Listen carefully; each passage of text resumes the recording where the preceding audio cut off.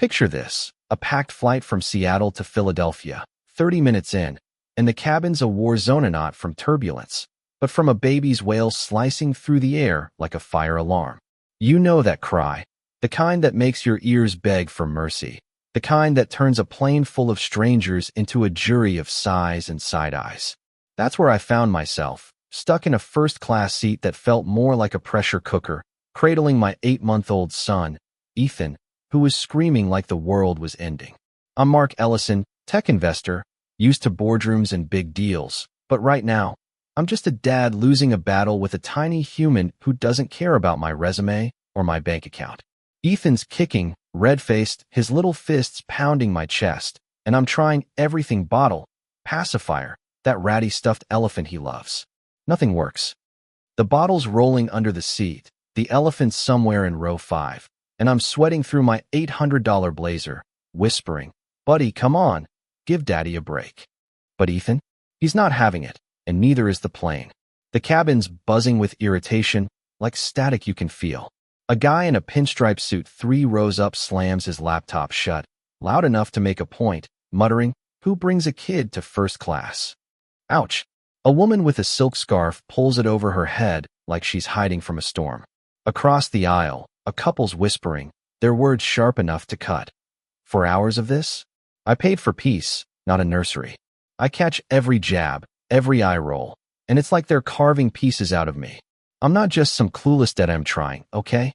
My wife, Sarah, warned me not to take this trip alone with Ethan. "Mark, he's teething, his ears'll hurt. Wait a week," she said. But I insisted, thought I could handle it, thought I could close a deal in Philly and be super dad at the same time. Big mistake.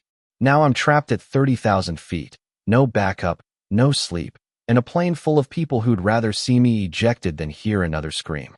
I'm rocking Ethan, pacing the aisle, my arms burning, my voice hoarse from shushing.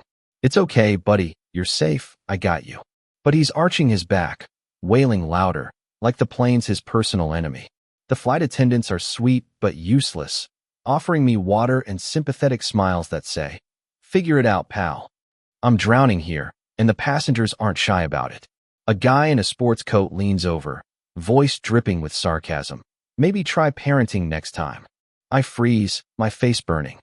I want to snap back, tell him I'm doing my best, tell him I didn't ask for this either. But what's the point?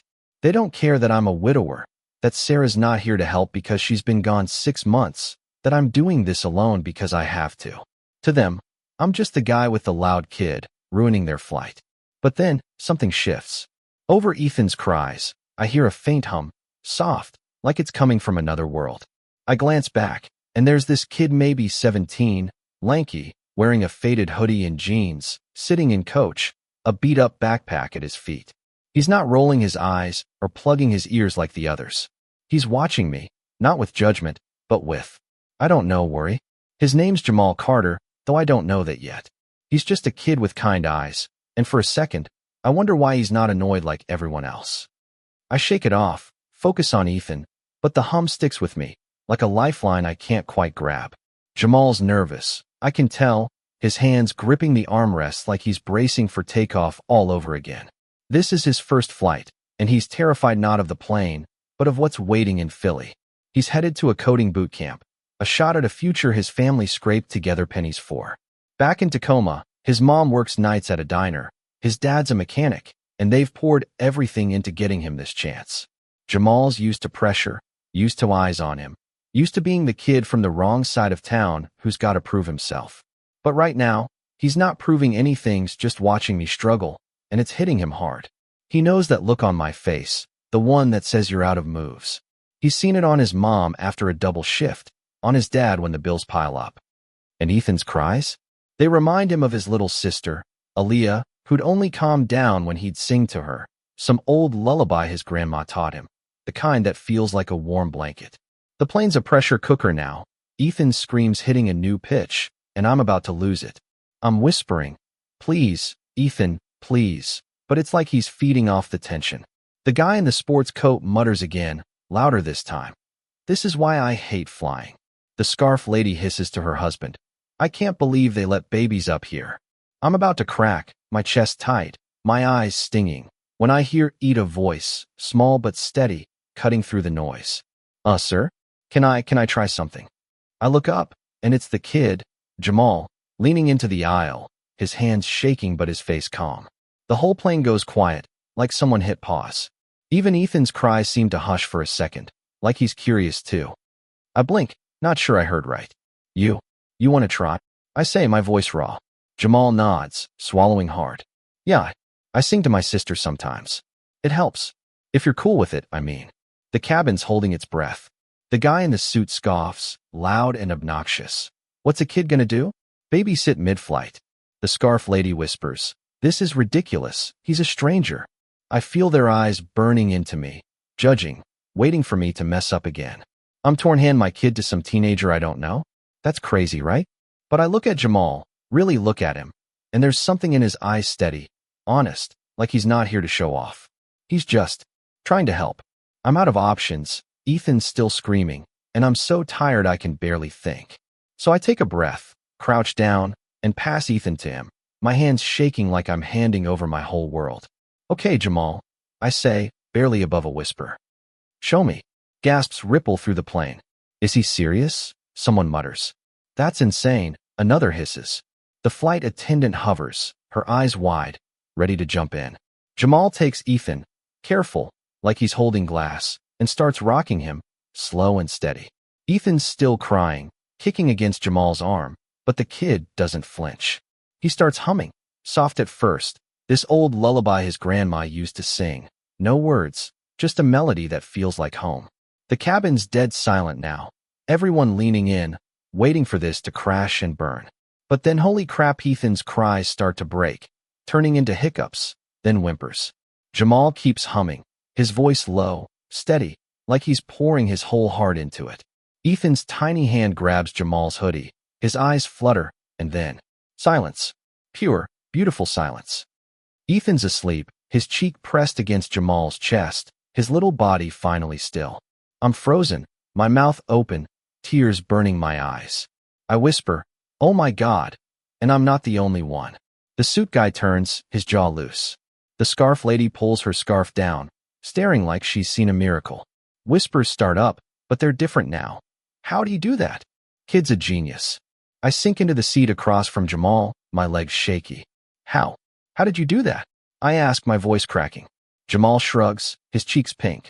Just a song my grandma taught me. Said it's not about the tune, it's about the heart you put in it. I laugh, a broken, relieved sound, and wipe my face. Man, you've got some kind of magic, Jamal. I tried everything, bottles, toys, nothing worked. You saved me. The plane's different now, like the air's lighter. The guy in the suit clears his throat, mutters, kid's got a gift, and looks away, embarrassed. The scarf lady's husband nudges her, and she glares but stays quiet. The flight attendant comes by, her voice soft. That was incredible, young man. I've never seen anything like it.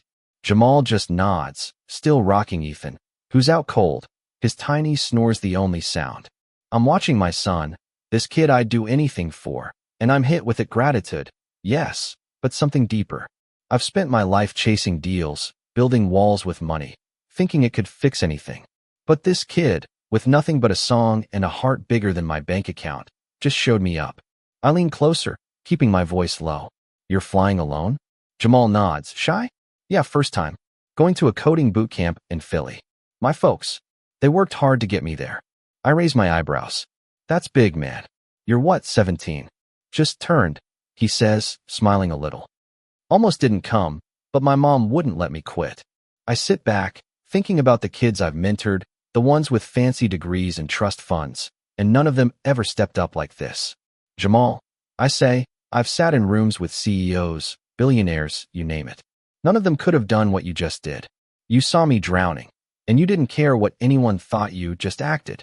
The captain's voice crackles over the speakers. Folks, we're starting our descent into Philadelphia. The cabin stirs, trays snapping shut, but eyes keep drifting to Jamal, still holding Ethan, still humming softly. I reach over, gentle. I'll take him for landing. Jamal passes Ethan back, careful, and my son stirs but doesn't wake, his tiny hand still clutching at the air. I look at Jamal, my throat tight. I don't know how to thank you. You didn't just come him, you gave me. I don't know, perspective. I've been so caught up in money, deals, thinking that's what matters. But you? You showed me what does. Jamal rubs his neck, embarrassed. Just did what I could, you know. I shake my head, pulling out my phone. Gimme your number. I want to stay in touch. Maybe I can help with that boot camp, connect you with some people. He hesitates, then hands me his phone screen cracked. Case worn and I type in my number. Call me Jamal. Not just cause you saved my ass today, but because you're the real deal. The world needs more of you. As the plane touches down, the cabin's quiet, but it's not tense anymore. The suit guy gives Jamal a nod, small but real. The scarf lady looks away, her face tight, like she's rethinking her whole life. People grab their bags, but they're stealing glances at Jamal, some smiling, some just humbled. We part ways at the gay team to baggage claim with Ethan, Jamal to a shuttle for his boot camp. But as I watch him walk off, backpack slung over one shoulder, I know this isn't the end. That kid didn't just change my fly, it changed me. So here's the thing. Kindness doesn't care about your bank account, your status, or where you're from. A 17-year-old with a cracked phone and a lullaby can outshine a plane full of suits any day. But what gets me hat, I can't shake eyes how quick we all were to judge, to point fingers, to think we're above each other. Maybe that's the real storm, the one we create ourselves. So I'm asking you, what would you have done on that plane? Would you have rolled your eyes? Or would you have stepped up? Drop a comment. Tell me your take. Have you ever seen someone turn a moment like that around? Or are we all just too stuck in our own heads to try? Let's talk about it.